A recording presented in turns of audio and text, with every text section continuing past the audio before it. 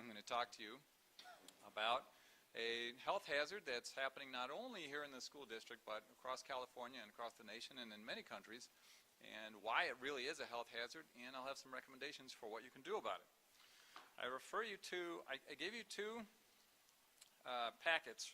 The first one is it's the slides that I'm doing today.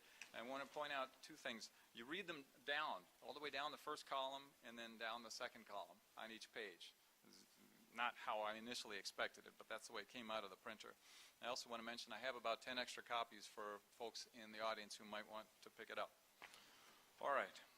I'm not going to read these slides to you. I was told that's not a good idea. But here's my intention and here's my wish for the district.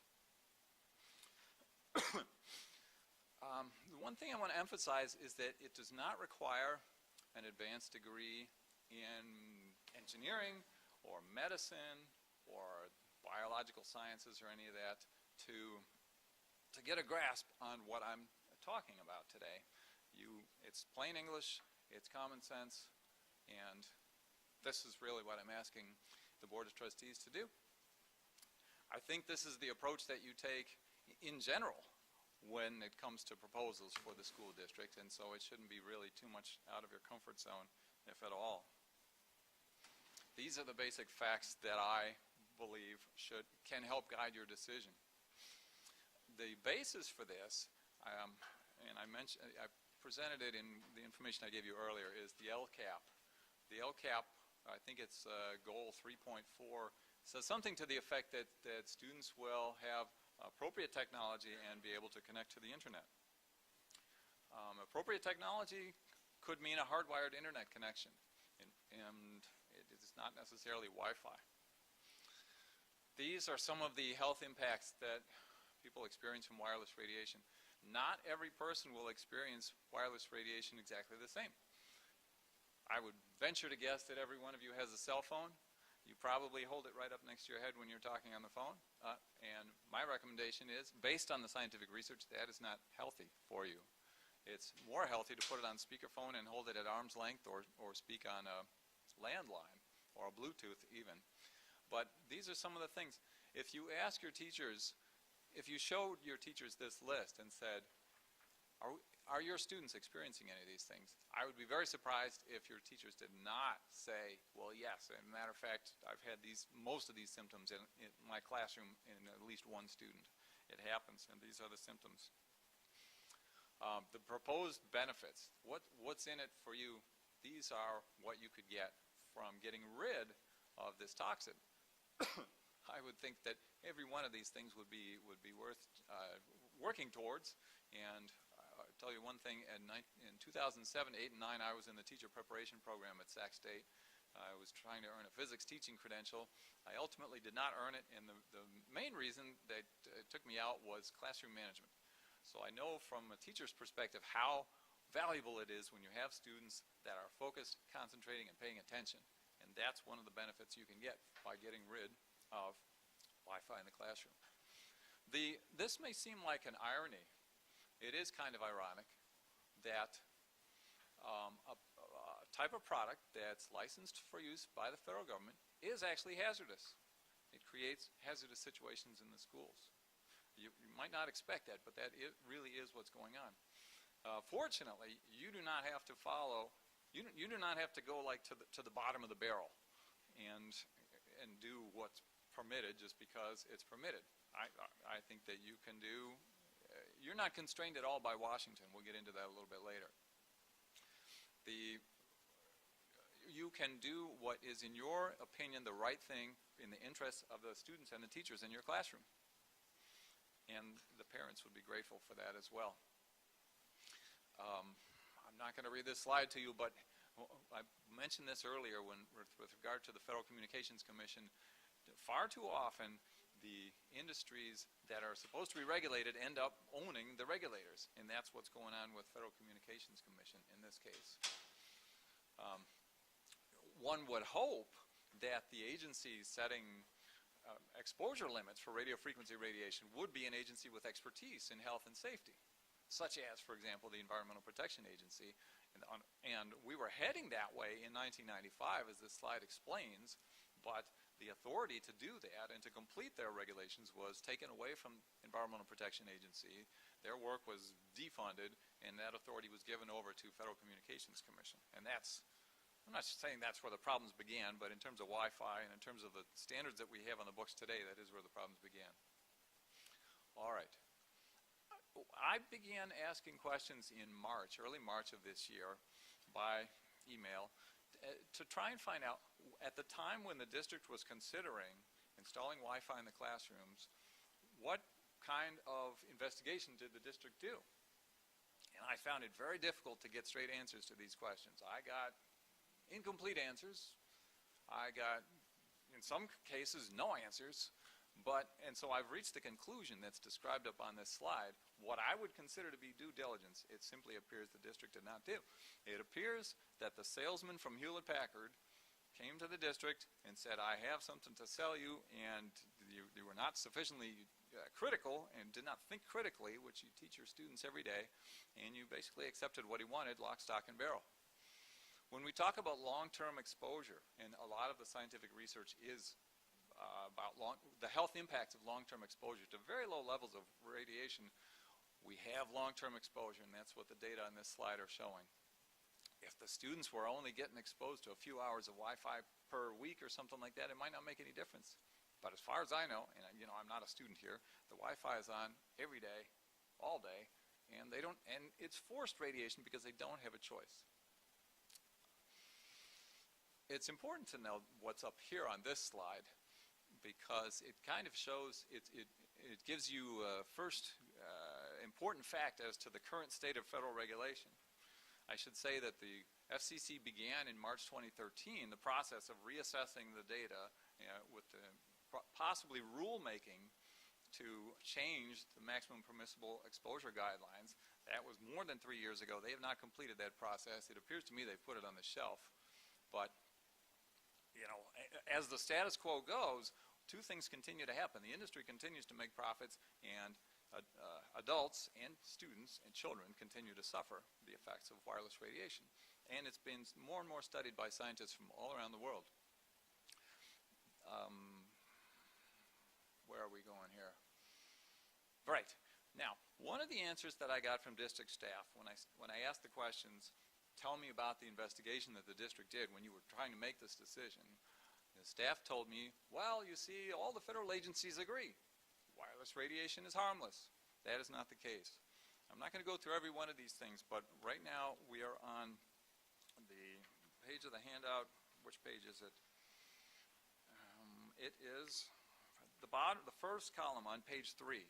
And for the next 2 pages, we've got statements from different federal agencies, some of them made back in the 1990s when Federal Communications had proposed this rule and they had not made it official yet, and some of them, one from EPA 2002, one from the U.S. Department of the Interior 2014. But what they are expressing is the problems with the proposed, now 20 years old, emission guidelines that FCC has put out. I've highlighted the key statements. You can read it on your handout. There's certainly not enough time to go through all these. But the key point to note is, even at the time, it was obvious to other federal agencies, Occupational Health and OSHA, Safety and Health Administration, and National Institute for Occupational Safety and Health, that FCC was making a mistake. They were making multiple mistakes, and one of them was that they were going on the assumption that if wireless radiation did not cause the body tissue to heat, it would not cause any problem. That was known to be false at the time. It's even more thoroughly known to be false now because there have been literally hundreds of studies done since then that have shown, yes, there can be biological effects from wireless radiation even if it's not enough to heat the tissue. So, we are living with a mistake, and your students and teachers are suffering from it every day. All right. I am not going to read these to you. Here, this slide is important because what it shows is several examples of products, widely used products, that used to be approved and considered safe by the federal government. Well, we should all be familiar with these. I think Vioxx killed between, it was 50,000 and 500,000 people before it was finally pulled off the market. The federal government has made mistakes before, and this is another one. It takes a long time for these mistakes to get unraveled. Now, when we talk about regulations, you would like the regulation, the maximum permitted level of some toxin to be set at a level that actually protects your health, right? Protects your health and safety. Unfortunately, that is not the case.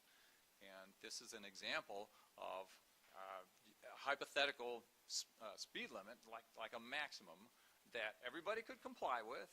It would save some lives, and yet it's way too high. And that's just what we have going on with Federal Communications Commission. Here's another hypothetical example. I'm sure the school district is never going to set a policy like this. However, the same things apply. It would save some lives. You would have nearly 100% compliance, and it would be the wrong way to do it.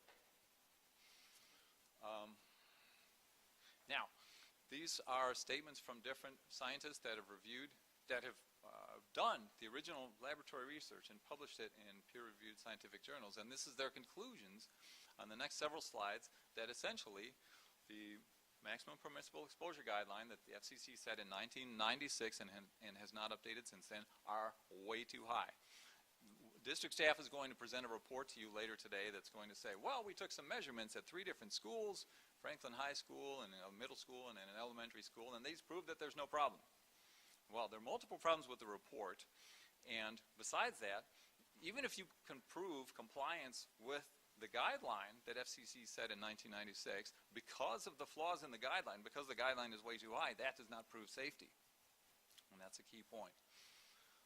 California Medical Association has also been calling for stricter standards, more protective standards, as well as the American Academy of Pediatrics. All right, I want to get to my recommendations. Oh, I also want to point out, the other flyer that the other packet that I gave you, the first page of it, it's front and back, and it's called Reasons to Reject the Hammett and Edison Report. It's quite detailed. They made major technical mistakes, and I think the school district should demand a refund and reject the report.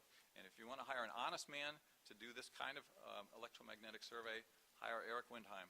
But at the very least, you should reject this report and demand a refund. What are my recommendations? The right way to do this, make an investment in the schools, make an investment in the students and the teachers, and that is get rid of the Wi-Fi wireless internet connections. The last page of this packet, with the little tiny writing it looks like this, is a spreadsheet, and it provides a cost estimate. The overall cost, and I know we've got a large school district here and a lot of students, but the overall cost is just a hair over $2 million. It may sound like a lot of money. I want to point out that it does not mean that the money that you have invested already in the Wi-Fi system and the internet system would be wasted. You would still be using most of the, let's say, the technology infrastructure that you've already put in place, and what you would be changing is that last step where it's actually delivered to the student. In essence, the Chromebooks, you've got 20,000 Chromebooks or so, and they could be equipped to be hardwire connected to the internet, and that's what I recommend. This slide here, I'm going to leave it up. It was also the last page of one of the attachments that I gave you. And the key thing here about this slide is the top line up there where it says 10,000, that's the level of the permissible radiation exposure currently set by the Federal Communications Commission, which, by the way, does not even apply to wireless access points. But that's how it's been played. Beneath that, and this is a logarithmic scale, you see those red dots. Each one of those represents a different peer-reviewed scientific study that found significant biological effects, and it shows you how much lower the radiation levels were in each of those studies. So you go down to 1/10th, 1,000th, 1/10,000th of where the limit is, and there's still biological effects. This is something you should not be subjecting your students to. All right, the last point I want to make is about averaging.